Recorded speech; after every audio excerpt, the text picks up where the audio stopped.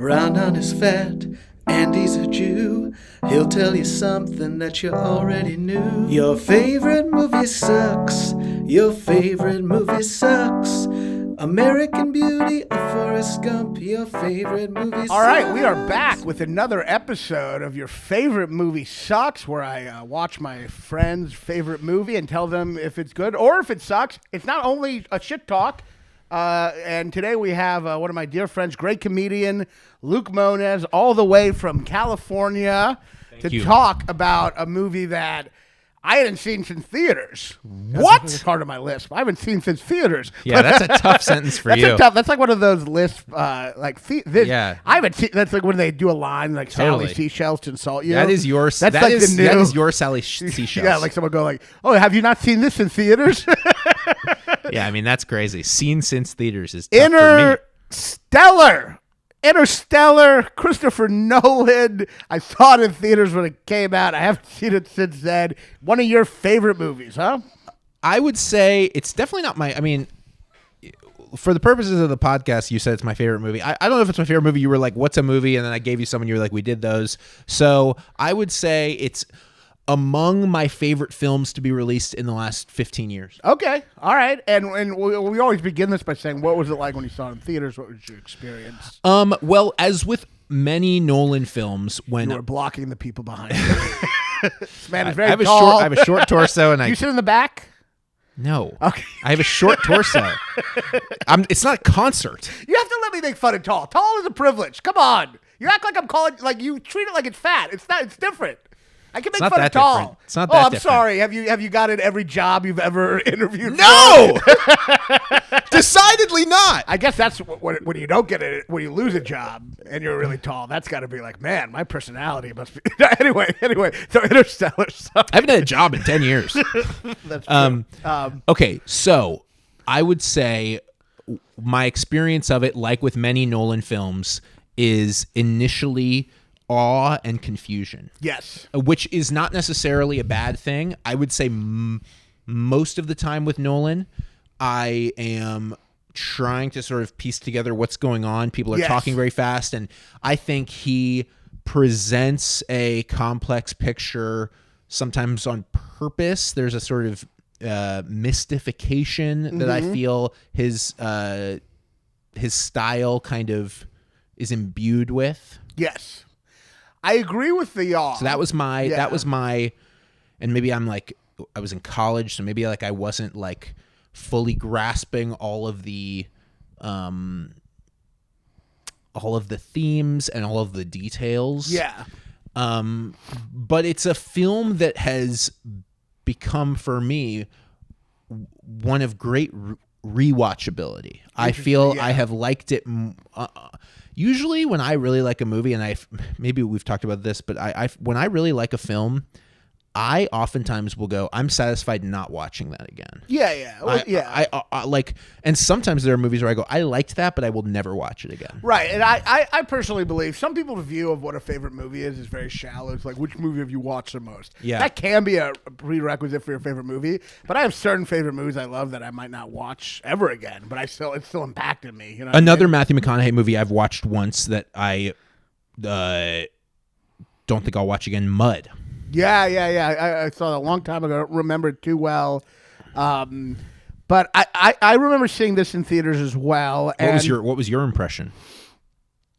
At the time, I thought I had mixed. I've always had mixed feelings about Nolan. I've had very mixed feelings. There's stuff about him natural. I love, and there's stuff about him I legitimately hate. Really? And rewatching it, my feelings are more mixed. At the time, I thought this is the best thing he's ever done. It's the one that actually has like a really emotional power to it. And I loved seeing relativity used in a plot. It felt like the greatest Magic School Bus episode ever. Yeah. It does feel like that. Yeah. Where they try to teach you something through a wild... It feels very Magic School Busy. It's very... I mean, I've never heard that as an adjective, and that's very funny, and I don't necessarily disagree with it. Also, I do feel it is his... and look, he's being graded on a scale. Yeah. But it's... I think it is still... I agree with 2013 You. It's his greatest emotional achievement as a filmmaker. It is... emotional, and there are parts in it that are so legitimately moving. I will say, watching it again, I'm reminded how much of his bad dialogue gets in the way of what he's trying to do often. Well, it's not always his. Sometimes it's his brother's. Well, it's them two together, yeah. And the dialogue in this has some moments where I was just watching with my girlfriend going, like it hurt my ears. Like what? I disagree. There are scenes where, as a screenwriter, you're supposed to, show, not tell. There are just scenes where they're just telling. They're just fucking. The scene where they're talking about love based on where to go. There's two scenes that I find specifically atrocious. We'll go through the movie.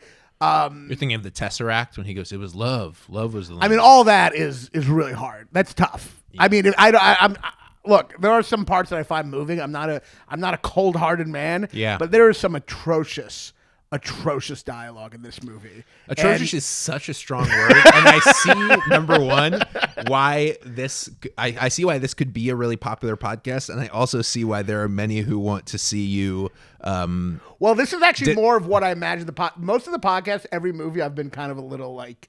I say how I feel. I mean, atrocious is so extreme. Have you seen it lately? Yeah. So, all right, in terms of atrocious, I mean characters just saying the themes and not speaking within the reality of the movie and just saying very abstract, universal shit to tell the audience what it's about. Okay, so one, I understand what you're saying. I would love some examples, but I would say my knee-jerk defense of that is that it is an immensely complicated movie from like the scientific perspective, and like there's a lot of stuff that you have to go, what? And your brain has to chew on with like the but thematically time it spells dilation. It out. The confusion with Nolan is in the plot and the time stuff. The thematic stuff is pretty spelled out about the importance of love and it being like an engine of what makes us human and survival, and how that's the most important thing. I mean, like they spell it out. Like the first scene that I find, and when I say bad dialogue, what I mean is like, if you're looking at the reality of the movie, you're looking at these characters, you're thinking about what they would actually say in that moment. Yes. Versus what they're saying to spell out the themes. Right. The first scene that is, to me, very annoying. It's not the worst, but it's very annoying when he's enlisted for this job. Right. And then he's on the porch, on the Great Depression porch with John Lithgow. And their conversation is so abstract. And John Lithgow goes, "You never were meant for this world, were you?" And it's like, in reality, Matthew McConaughey would be like, "They asked me to save the world." Like he wouldn't just be like, people don't speak. They speak through details to express. We should think the line. Yeah, he was never meant for this world. We should be thinking that in our head. I understand. And he spells it out to us. And I get it's like a commercial film. Yeah, and he has big ideas, but I still find it irritating as fuck. Yeah, but see, you're like an absolutist for realistic dialogue. But yes, I think you just said it. And that I understand that you're like an absolutist for like show don't tell, but sometimes there's a reason movies are movies and life is life. And by the way, I'm not going to say it, but there are films that we can talk about after that are like sort of the cinema verite mumblecore that completely follow your constitution. They do. They follow your constitution of like lived in. This is how real people talk. This is how real people sound. And no, I won't. They're unwatchable. You won't give me an example because there's people. Because there's a lot of mumblecore movies that I actually think are more boring than real life. I actually think real life is much more entertaining and dynamic. And often mumblecore movies like Nomadland, which I thought was like so boring, I actually think people are way more fascinating in real life. But the attempt, nonetheless, the attempt to, it's interesting to define Nomadland as a mumblecore film. I don't disagree, and it's funny you say that. I was thinking more like the mumblecore era, but that's very funny, and I don't disagree. I just think that sometimes if you're gonna get mad at the space love movie for not having realistic dialogue, no, wait. It's not just that it's that it's pretentious. It's annoying me. I'm annoyed. Right. That's like I'm not like going. People think I'm contrarian or whatever. Everything I respond to is instinctual. Okay. I understand. I'm not like, wait a minute, that doesn't follow my rule book. I'm like, give me a fucking break. That's like the first reaction. Did it bother you? Did the time jump of him on the porch to him immediately being in the launcher, did that bother you? It is funny watching it because I'm like, wow, this is the first space movie where they don't have like 4 hours of like rehearsal dry training? runs. Yeah. No, it did bother me. It's a different kind of movie. I thought that was interesting. I was like, wow, we're really not. It's a fun move. It's a fun move. Unlike Armageddon, which a massive swath of Armageddon is spent kind of going, are these guys going to be able to figure this out? Right. And then they finally go and they do figure it out. By the way, just as a quick aside, do you like Armageddon? No, but have you heard Ben Affleck's really funny commentary on it? No. It's so funny. Oh, he did director's commentary? Like drunk, and it's not director's. Oh, fun. I know, but it's Michael Bay really directed funny. it. He's just like When I Affleck's say just commentary, yeah. But Affleck's like, the thing I never understood, I try to explain to the director, I'm like, if you're needing spacemen to go up there to like figure out like an oil thing, Yeah. you don't get oil drill men and teach them how to be astronauts. You get astronauts and teach them very fundamentals about oil. About drilling. They figured it out so quickly. They're all physicists. You get the physicists to learn drilling. Oh, totally. You don't get Tony the driller. Oh, yeah. Well, speaking of, that's really funny. Really funny, Ben Affleck. Oh, he's great. He's so funny. Speaking of Armageddon and Interstellar, do you know how difficult it is to become an astronaut? Yeah, It's familiar. enormously I've read difficult. The right stuff. I went to college with this guy Emir, and he was a Turkish guy, brilliant astrophysics major. Yeah. And it was like his I don't know if he ever became an astronaut, but it was his dream to become an astronaut. I think he went to work at CERN. Yeah. You know the whatever that thing is called. The I don't know why I said I'm lying. I have no CERN idea is what you're the Large Hadron Collider. You know the particle thing in Switzerland that goes like. I don't know. Yeah. No. Anyway, it's very difficult. You have to be a physicist. Did he get in? Did he get into the I don't shitty think one? so. What's the story? Okay, yeah. Yeah. But nevertheless, he may have. Maybe he's going to be a Turkish astronaut. I don't know. Is this your defense of the movie? I'm like criticizing it. You're like, do you understand how hard it is to be an astronaut? First of all, now I realize how you love it. You're comparing it to Armageddon. I'm comparing it to 2001, okay? Oh, well, But look. it's interesting because it is him wanting to make 2001. Like, there are moments where it's like, oh, this is Christopher Nolan. By the way, a lot easier to watch than 2001. Yes. Can I tell you what I really think, honestly? Watching this and watching 2001, they're opposite movies, and they're both a little too on the extreme. 2001 has absolutely no human connections in it at all. Right. And this is oozing with sentimentality. 2001 is a painting. Right? Yeah. 2001 and is it's cold, and it's 2001 is a cold, Yeah. like blank. It's almost like a blank canvas of your own sort of like projection. And by the way, I went to Village Cinema East with Alyssa to watch 2001. I was like, you got to see this. It's going to be amazing.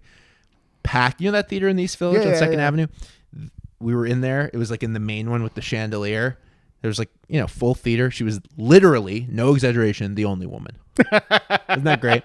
And the only there's one woman in the movie. There is a woman in the movie. There's several. Well, the little girl in the.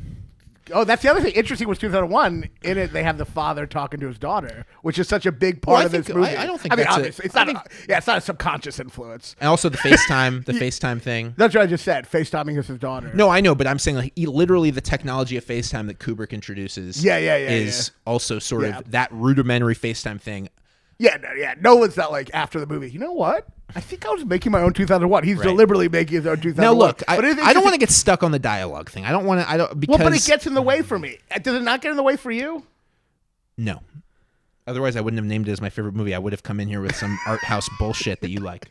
I mean, but here's the thing. Let me say this, all right? Okay. I love a lot of elements in the movie. I think the dialogue gets in the way of a lot of great elements. The dialogue of showing, not. Oh my God! I turned my phone off. Sorry. My The God. dialogue of. Who's that? My sister. The dialogue of telling, not showing, gets in the way of some really, first of all, like some really interesting ideas that it takes. 2001, what's smart is that there is a mystery to it that allows you to project shit onto it. Exactly. This movie explains every emotional fucking thing. So it takes away any mystery and any interpretation. Every fucking thing is fucking explained. It ruins it. The best example of destroying it is in Shawshank Redemption. There's that beautiful part where he plays the opera to the prisoners, and you see the prisoners listening to the opera, and you see that they're like feel like liberated. What a beautiful shot! And then it's ruined right away by Morgan Freeman going, "I had no idea what those ladies were saying, but I imagine it was more beautiful than words." If you have no idea, then shut the fuck up with your narration. Let an image live. Let it breathe. Let interpretations come to it. But the audience enjoyment of that beautiful moment is not ruined by Morgan Freeman saying that. They don't realize it is. They don't realize it could have been better. They don't. Trust me. I know more what they want than they do. Yeah, so this is where it's almost like I would say this entire operation is a fruitless endeavor. Of course it's fruitless. Because we're doing a podcast.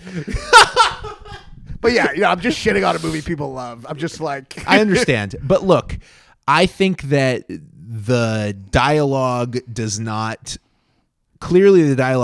like hamper it enough, in my opinion, to make it not impactful. Well, I mean, let's go through it. All right, we like to go through the movie. Is okay? Because there's points. I do see what you're saying, and I do look. I love so much of this movie. There are moments that are really moving, and there's a non-dialogue moment that I found so beautiful that to me matters. This is good. There's a moment in the beginning when she's hiding in the car driving. And then later when he leaves her, he looks back to where she would have been hiding, and he opens it and she's not there. And she's not there. Beautiful moment. No dialogue. It says everything you need to be said. And it was like, those moments to me mean so much more because it's just like, it's just a beautiful image. But let's start with the beginning. The movie. And can I just say really quickly before we get to, I want to obviously go through it. One of the reasons it's an enjoyable and unique rewatch is because there are a lot of sort of like dualities of and time loops within the movie that are they're sort of like closed loops that are kind of like questions that are asked and then answered, and there aren't, like you said, the one that your critiques is that there aren't a lot of open questions, and maybe obviously his project was not to maybe make the audience think super literally about those questions, but rather to have sort of be left with kind of an emotional impact, I think.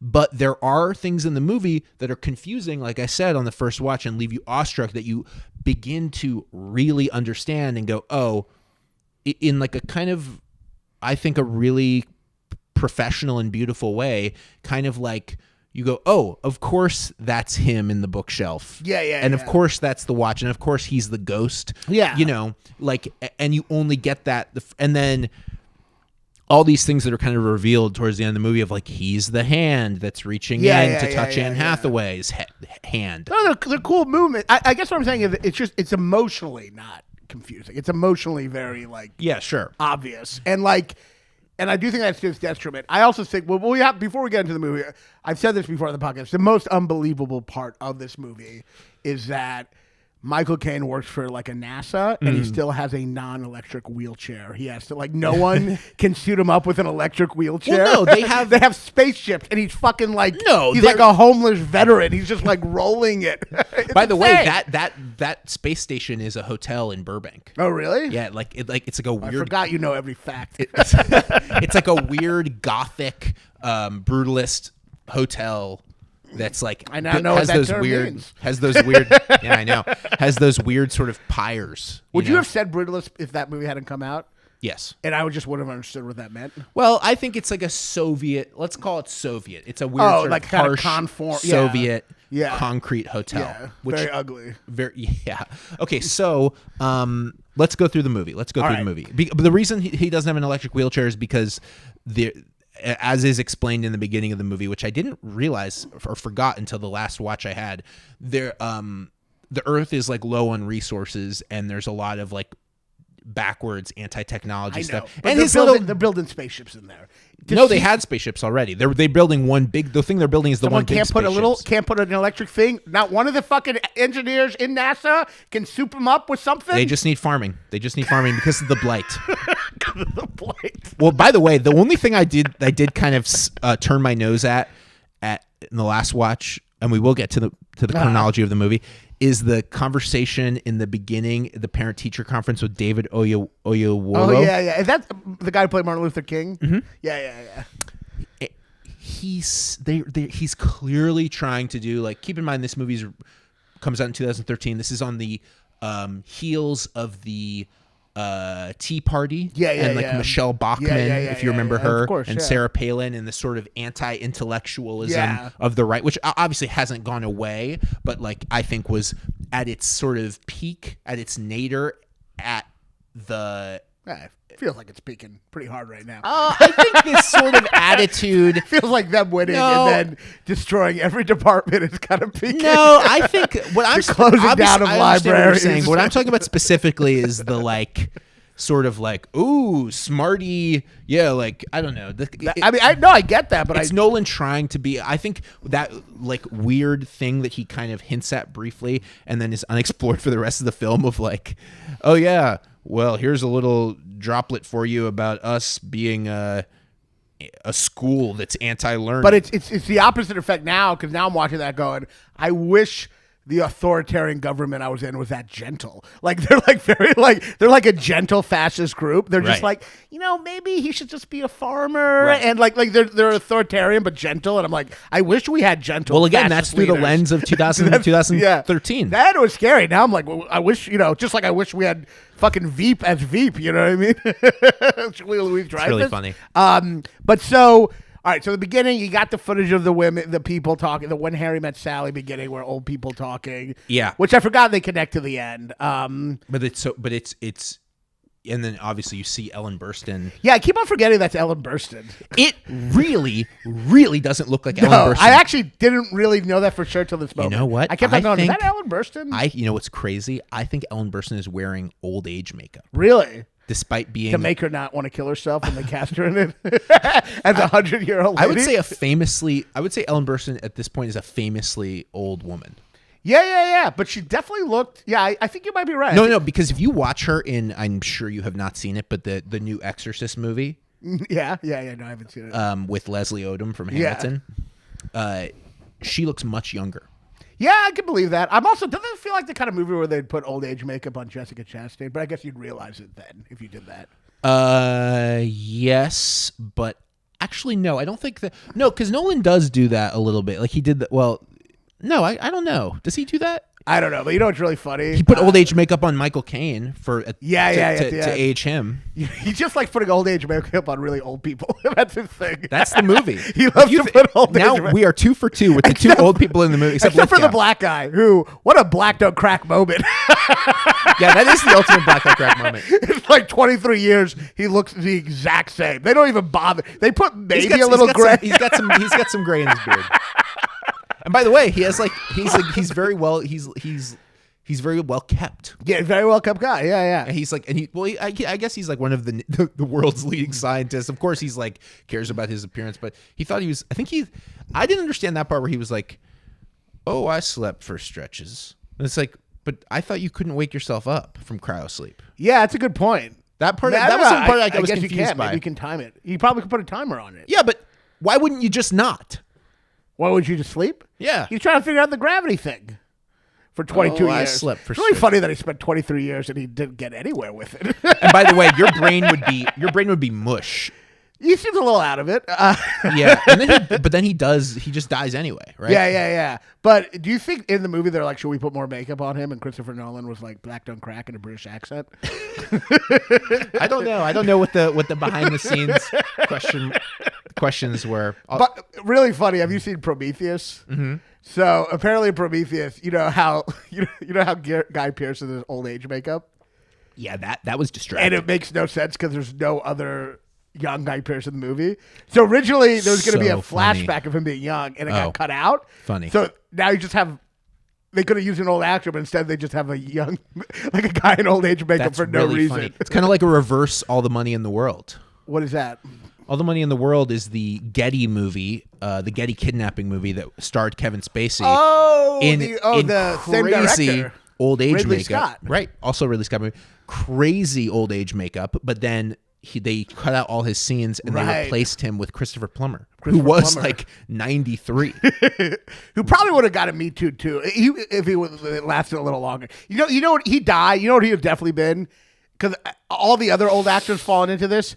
the That's really funny. hand on the leg, even though there's like an intimacy coordinator. Like all those old actors got fired after that. Like Yeah. Frank Langella, F. Murray Abraham, because they had never had an intimacy coordinator.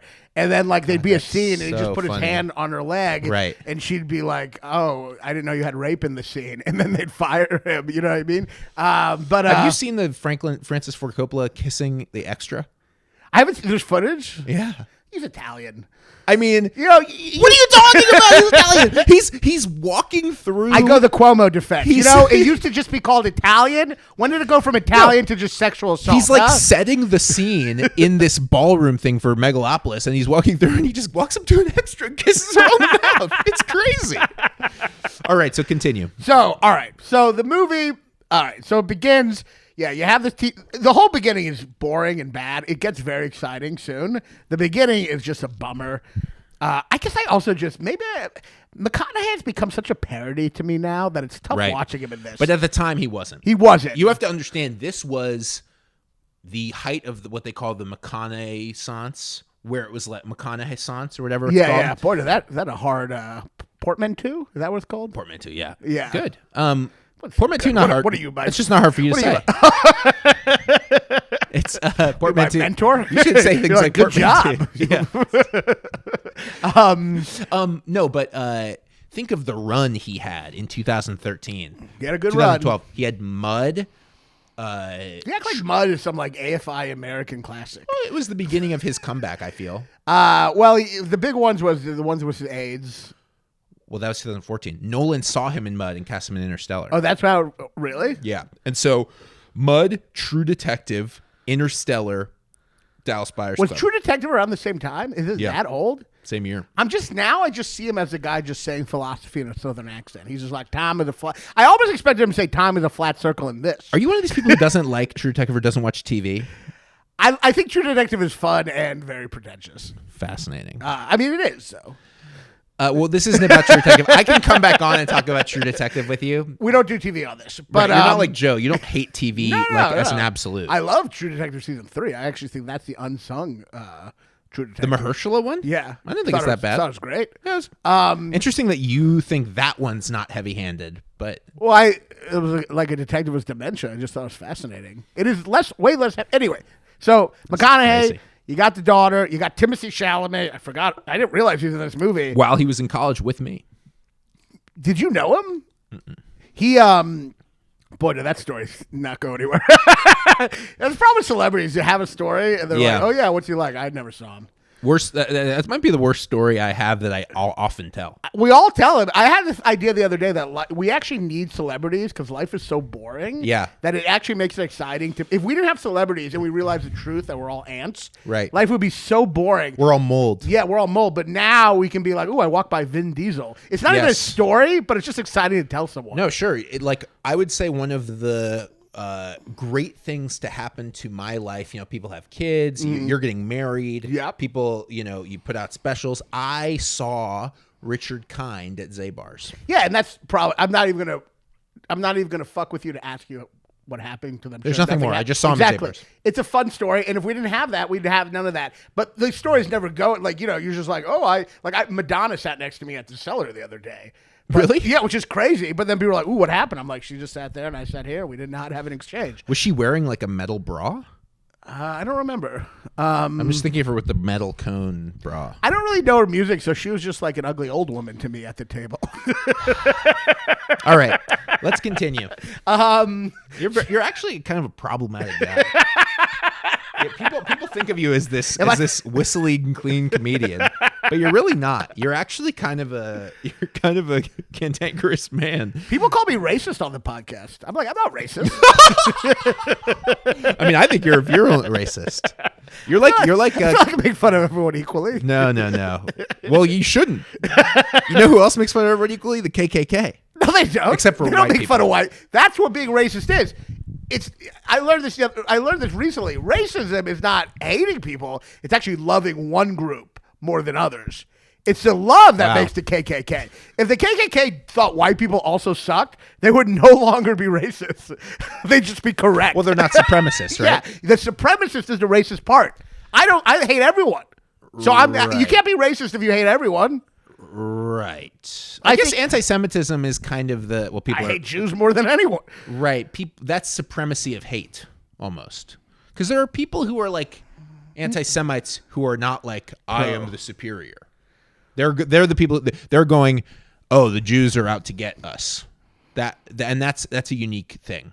Right, that's a good point. People who sort of have anti-Semitism. I know there's going to be comments that are like the two Jews talking about this. Anti-Semitism is its own weird thing. It doesn't. It's not the same. Yeah, it is its own weird thing. And by the way, there are some of you out there who are like in the podcast sort of commenter / viewer sphere who are like, my audience is not Skankfest people. It's not like anti-Semites. I didn't say Skankfest. I'm just saying there's people. No, they pop up though, man. They do. They pop up.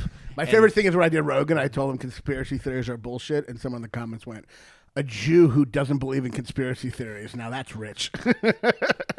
But so anyway, we're 10 minutes into the movie. So the whole beginning is annoying. I found it annoying. I think that scene on the porch is bad with him and John Lithgow. Okay. Because it's like an hour into the movie. It's so abstract. John Lithgow's like, he's like, you never were meant for this world. And it's like, in reality, it was like, they asked me to save the planet. What are you talking about? I know, you said why that. are we having this abstract conversation? I feel like I'm coming here and being flagellated.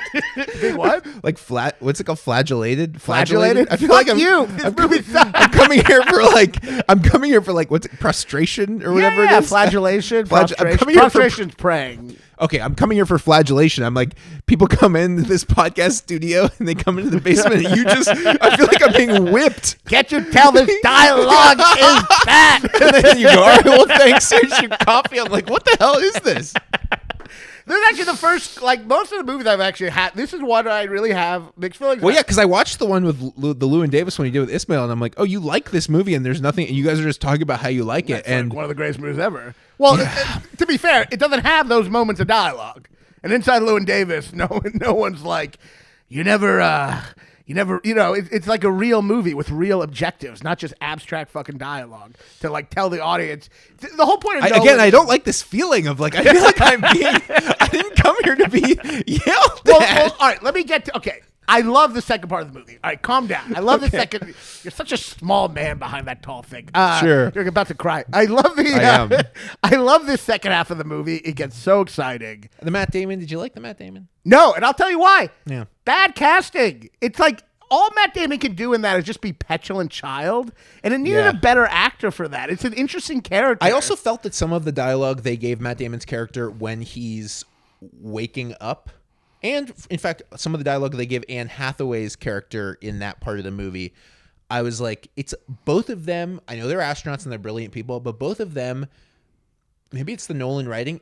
They both sound a smidgen too academic for their because like one thing that always stuck out to me is Anne Hathaway going, but the monstrous lie. And I go, well, that's silly. What is she, like Blanche Dubois? The monstrous lie? Monstrous lie definitely takes me out of it. It's bad writing. And then, it's not bad writing. It's a good movie. Stop it. Okay, sorry. But so the second half, though, obviously the best part of this movie is when they get crashed on the place at 7 years, where they get crashed. Yes. There. And that part's incredible. Sorry, the last thing with the Matt Damon thing, sounding a little too academic, he like turns to them and goes, may you never have the longing for the human face that I have. He says, may you, and I'm like, it's all like him telling them, like, we haven't gone past that small barrier where we have empathy. Why is he, like, in reality, people be like, why are you talking to me like that? Right. Like, why are you acting like I don't understand how empathy works? I understand. Like, they're saying it for the audience. Yes. That's the promise of writing. It's saying it for the audience. Yes. When the characters should be talking to each other. Right.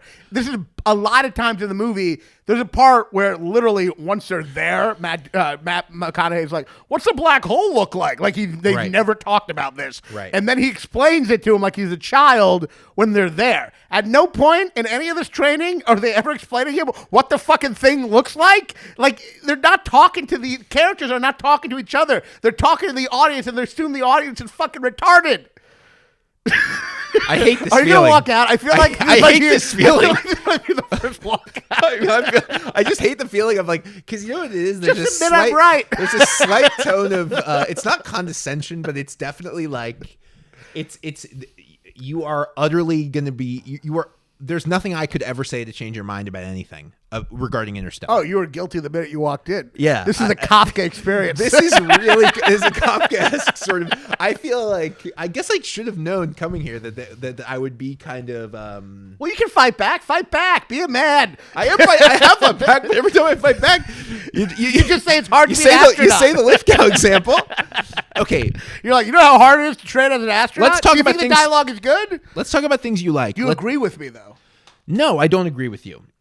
Why But not? I also didn't watch the movie live. Here's the thing. You create this crazy advantage where it's like this movie I like, and we talked about this like 3 months ago, and I was like, oh yeah, Interstellar. Well, I like usually Interstellar. I don't tell them they have to rewatch, but every other guest. Yeah, has but to then you rewatch. come in with ammo. You go, I have a crystal clear memory of this movie I watched 30 minutes ago, and I'm like, oh, I don't remember that scene.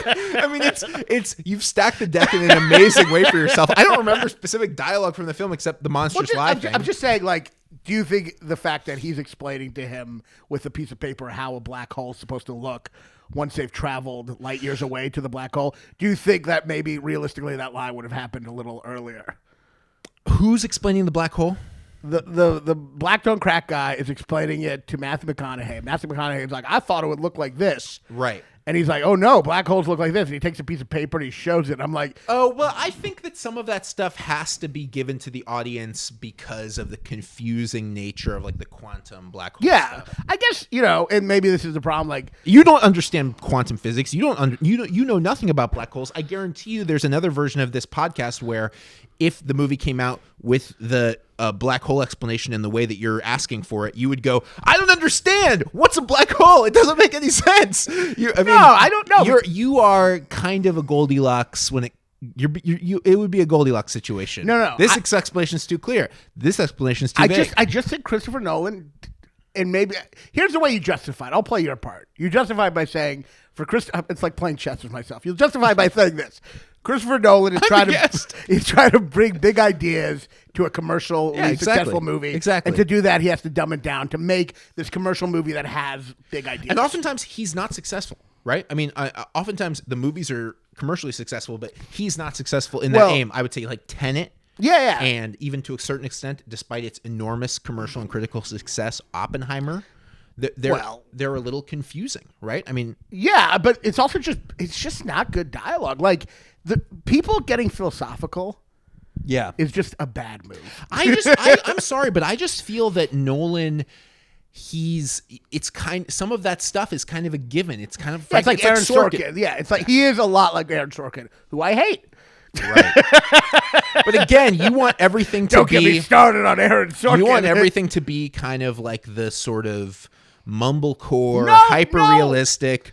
What's a space movie that does a space or I'll give you even this, an adventure movie that does have realistic dialogue and also very kind of chewy, complicated emotional themes that you like?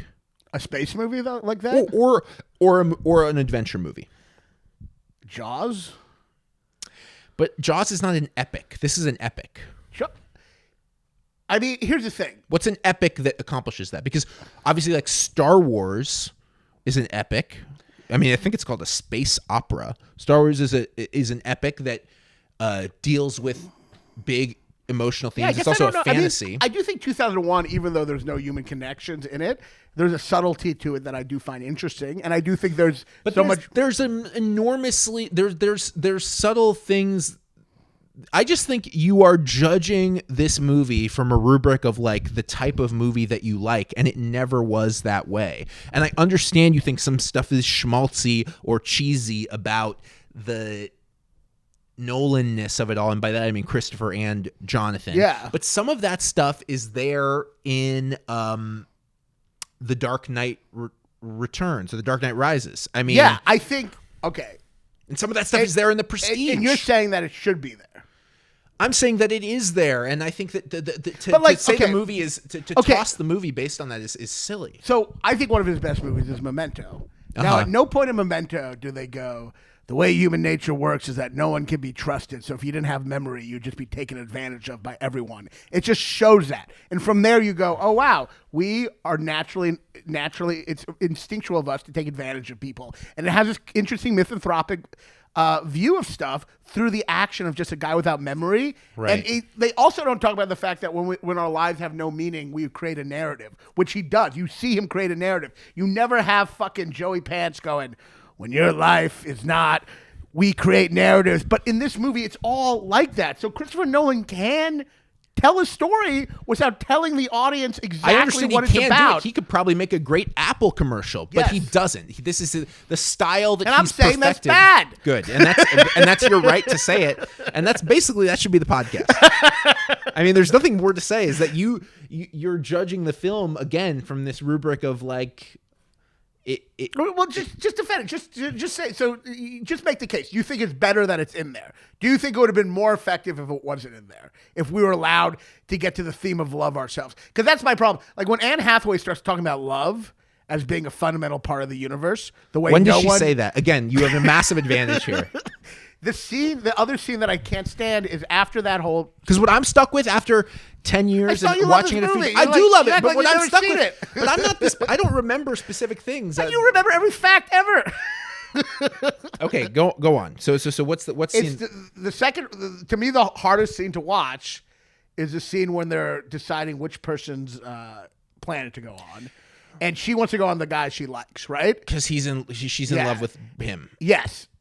And instead of just trying to, as you could show, the audience could see that she's in love with him while seeing her try. Eyes, while seeing her try to just convince them that's the best place to go. Mm-hmm. And instead we see her go, I think love is a quantifiable thing in the universe. And I'm like, this sucks.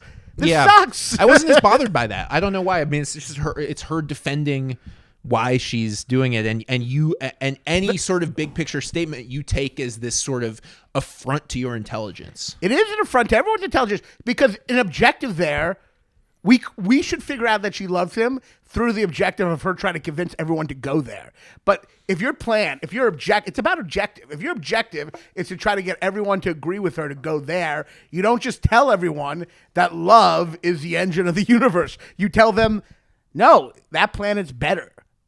It's the idea of really connecting to the idea of what does the character want. Right, I understand. Objective. And again, you are an absolutist with this stuff. You don't believe anybody should ever state a theme. You think that the theme should be stated through the eyes and it should be conveyed subtly, and that's fine. You're saying and the you elements should go of watch good screenwriting in a sarcastic tone. Right. Look, but you have a very specific. And you think everything. The fact that you think 2001 does a better job of conveying themes and emotions. It says everything about. They both go too extremely both ways. But I will say this: what goes down the middle? What's an adventure movie what's a big epic movie that goes down the middle? And Jaws is not one. Jaws does not have something to say. Jaws is a fun movie. Well, you said adventure movie. I don't know what you're saying. What kind of thing? Any big picture, fuck adventure. Any big, large scope movie that is also conveying emotions, walking the tightrope that this film expertly walks. Give me 10 examples of that. No, the burden of proof is on you. Well, just give me a couple of examples of adventure movies. I just don't know what you mean. Like, I mean, adventure, like any big picture movie. Stop with the adventure. Armageddon, anything. All right, let me explain this way. All right. So, a movie that I think, even though it falls apart, that I think is a really effective, terrifying, big blockbuster movie is War of the Worlds. Okay, now War of the Worlds never talks about the trauma that it's the existential nightmare in it, but it shows it. There's a story. It's actually fairly simple, but the themes are conveyed through the visuals. The same thing with Rear Window. Have you seen Rear Window? Mm-hmm. In Rear Window, I mean, they talk a little about watching people, but there's so many themes within it. But War of the Worlds is a different type of movie. There is no emotional connection to Tom Cruise and Dakota Fanning and the Robbie character. I don't know the actor's name. The guy who plays Robbie in War of the Worlds, his son, his older son. There's barely a tendril to hang on to of like the family connection there, whereas we are blown away by the psychic connection in the portrait that Nolan paints of Matthew McConaughey and his daughter. But I think what I'm saying... And in War of the Worlds, you're saying there's nothing stated. There's a big chunky monologues at the beginning and end of War of the Worlds of Morgan Freeman going, and it was ultimately... I just love War of the Worlds, but that's a bad example. I think the scene at the end where he's pushing the books those scenes would be more effective if you don't have McConaughey floating around going, the answer is love. No, don't you see, Tars? Because the robot doesn't understand. So he has to explain to the robot. That's the device. Because the audience might not understand either. So look, you need to still give me an example of a big picture movie. I just think anytime someone says, don't you see? You need to give me an example of a big picture movie. When does it become Frost Nixon? If the president doesn't, it's not illegal. You need to give me an example of any big picture movie. Forget adventure. Any movie that walks the tightrope that Interstellar does expertly of... Lawrence of Arabia. Oh, it's the most boring movie of all time. There's an intermission. That's an unwatchable film. That's an unwatchable movie. It's not unwatchable. Okay, it's about someone finding who they are. It's the whole thing. They're not like, how do we discover what our identity doesn't is? work. Lawrence of Arabia doesn't work. I'm getting lost on the adventure. Like, and then stop thinking about adventure. Give me like an epic. Like in Jaws, he feels a sense of responsibility for the town, but they don't talk about the importance of protecting community. I don't think he feels a responsibility. I don't think that matters. Jaws again is not an epic movie. Jaws is like. It's epic. Oh no, I don't think so. I don't think Jaws. You mean, like, I feel like you're forcing me to like say name a pretentious like movie. No, I'm saying name a movie that you think does a good job of showing. Even in Apocalypse Now. Apocalypse Now. In Apocalypse Now, you never have the guy go, I fear I'm becoming like. Actually, maybe he does say that. I think he says exactly that, and he looks into a mirror. No, what I'm saying is. Well, that's a bad part. Okay. So what I'm saying is Godfather. Okay, so here's what's really interesting. And can I just say for the record, I've asked him to name several things, and all you've been able to say is what are arguably considered like three of the 5 greatest films of all time. I mean, it's embarrassing. This is embarrassing. Okay, an embarrassing defense. defense. Nolan wrote Godfather, there would be a person going, when one has a family, even though they try to escape from it, deep down, they can always be brought back. The only perfect miles you're allowing on The Godfather is Space, 2001, and Apocalypse Now. Epic. What I'm trying to say is, give me an example of.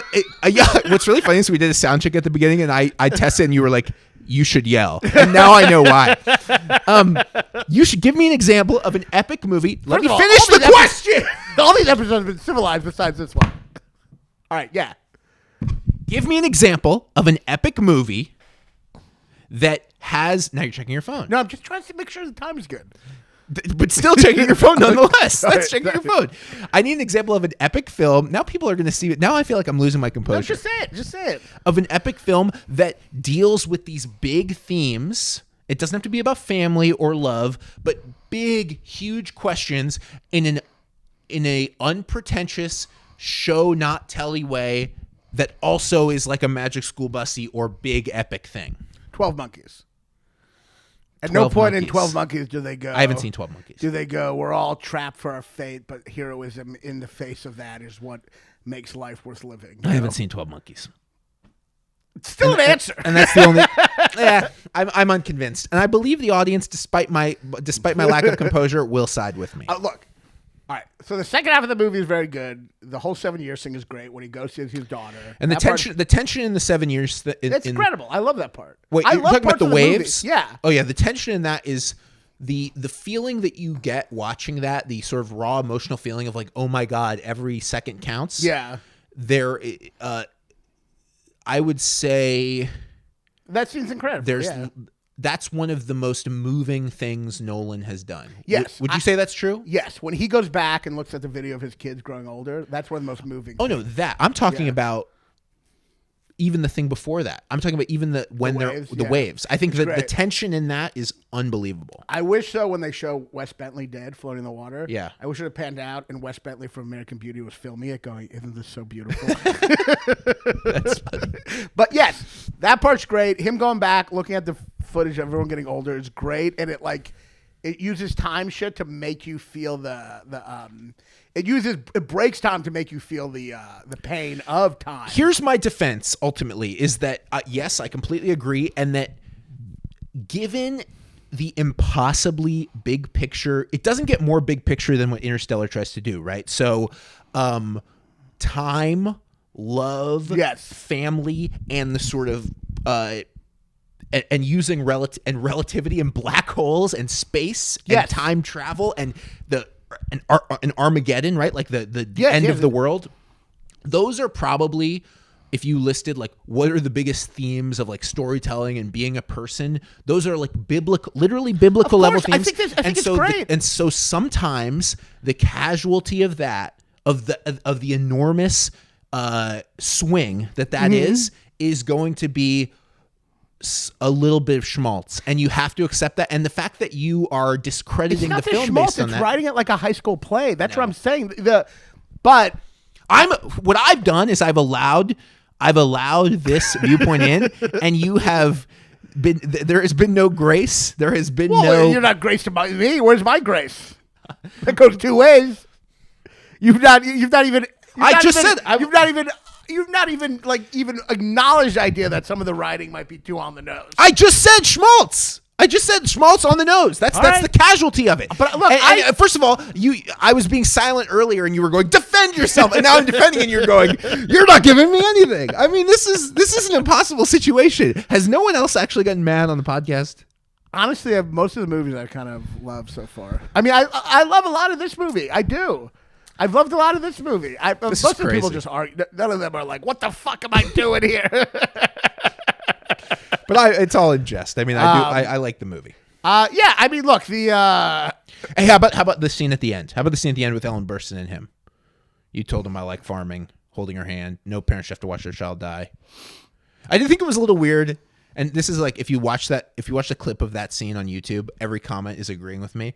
It's a little weird that when he's backing out of the room slowly after she says, Brand, go to Brand. Yeah. None of her children or grandchildren are like, is. oh my God. Yeah, or the fact that he comes in and there's just like a seat for him to talk to her. Like no one else is talking to her. I did think it was funny that he doesn't want to talk to them. They don't want to talk to him.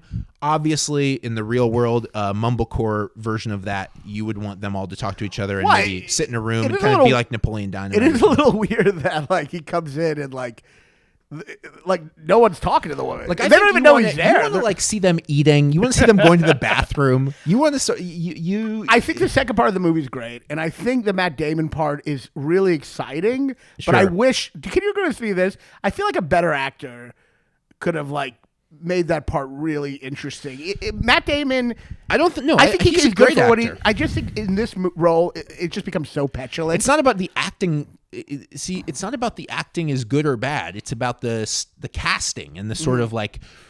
I think he's a good actor. I guess I thought he was miscast. Who's somebody who should? Who do you want there? Malkovich. Yeah, that would have been good. Yeah. I someone with a little more gravitas. That's what I'm saying. That's what I'm trying to say. I'm trying to think of who's somebody with don't gravitas. You agree with that? Like, you know who would be good there? Like honestly, probably like Liam Neeson. Liam Neeson would be great. Has he ever done no? Of course he has. He was in Batman Begins. Yeah. Because like the cowardice of the character needs a little gravitas to contrast it. Matt Damon is just comes off as petulant. Liam Neeson would have been really great there. I also think Matt Damon, it's tough for him because The Martian came out around that time too, and it's two space movies. And, but his casting was hidden. I mean, it wasn't. They did a great job hiding that he was in the movie. Yeah, but there was a part of me that's like, I would have rather like someone you don't know. You know what I mean? It's just an interesting character, like Wes Bentley. Wes Bentley, I still don't really know who Wes Bentley is. It's an interesting character. Maybe Matt Damon brings too much of who he is to that role. It's an interesting character because it's someone who really was super noble, and then after being alone is just like, no, I want to see people at all costs. Right. And I just think like someone, I don't know, with a little more gravitas would be good. But that whole sequence is very exciting. Casey Affleck, the whole fire. That's just great. He does montage very well. Casey Affleck, yeah. The reason I wonder how you're going to react to Nolan's Odyssey movie. Are you going to want to see him like going to the bathroom on the boat? And, I think he does better in those contexts. I think he does better in Dark Knight and those contexts because the dialogue can be more like that. I see. I think when it feels more like a comic book, it works well in his favor. I think the problem with Oppenheimer is that you had a real story, but they're still talking like comic book characters a lot. And so like I do think in this movie, I know it's like, I mean, it does tend to some like realism. I don't know. They seem like real There's people. way more kind of quippiness, quippiness, not Sorkin-y, but quippiness in Oppenheimer that is more derivative of a comic book or Batman Begins. Yeah. Or kind of, who's very quippy is Joseph Gordon-Levitt in The Dark Knight Rises. Like that character, everything he says is kind of like a it's like bad. Yeah. Nolan has a bad sense of humor.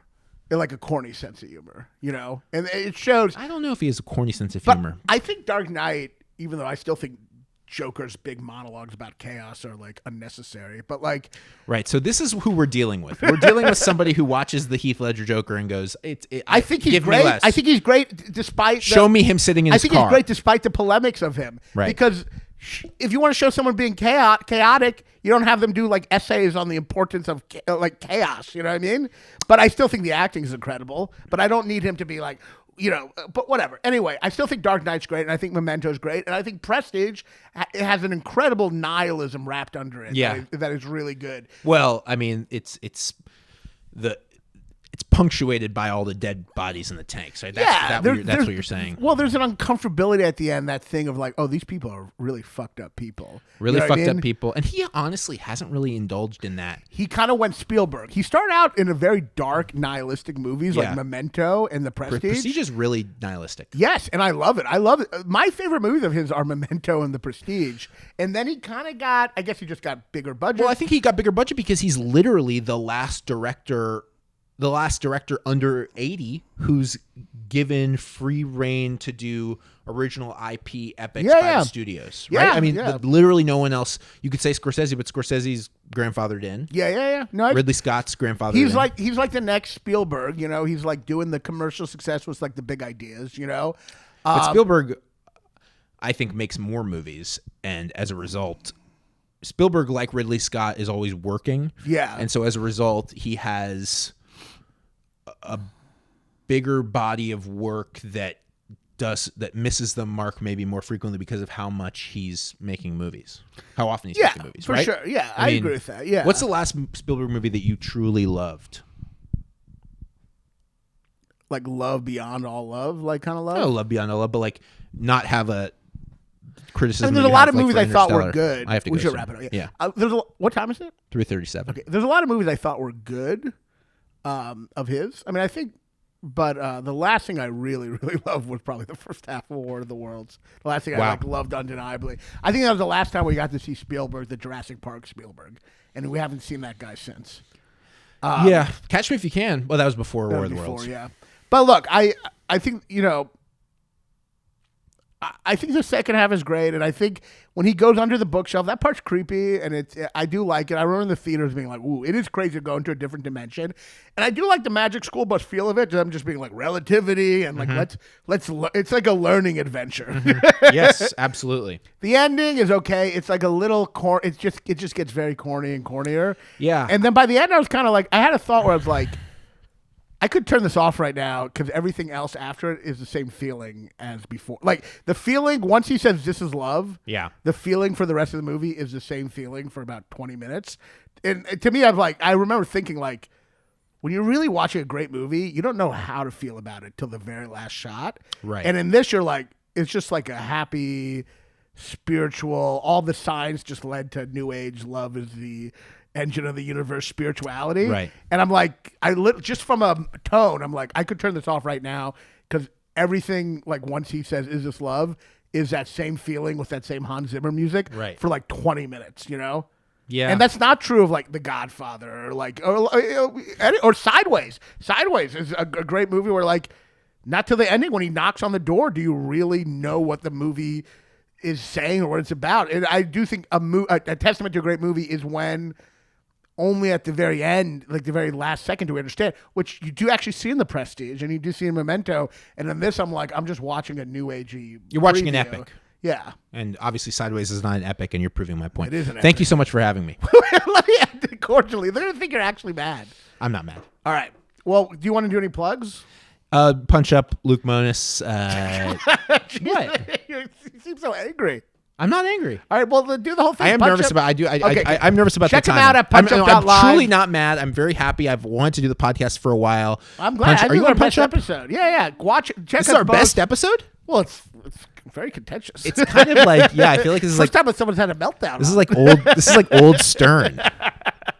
punchup.live/Raanan/tickets. punchup.live/Luke Mones/tickets. Oh, just Raanan, not Raanan Hershberg. Yeah. Did somebody else get Raanan Hershberg? No, I'd like people to find the tickets. and of course, a Jew. Get tickets to my special taping right now. It's May 15th at Sesh Comedy Club, Lower Manhattan. Great. punchup.live/Raanan/tickets. Get tickets now before it sells out. Thanks so much for doing this. It was a lot of fun. Hey, thanks for having me. My everything was a joke. All right, cut. Raanan is fat, and he's a Jew. He'll tell you something that you already knew. Your favorite movie sucks. Your favorite movie sucks. American Beauty or Forrest Gump. Your favorite movie sucks.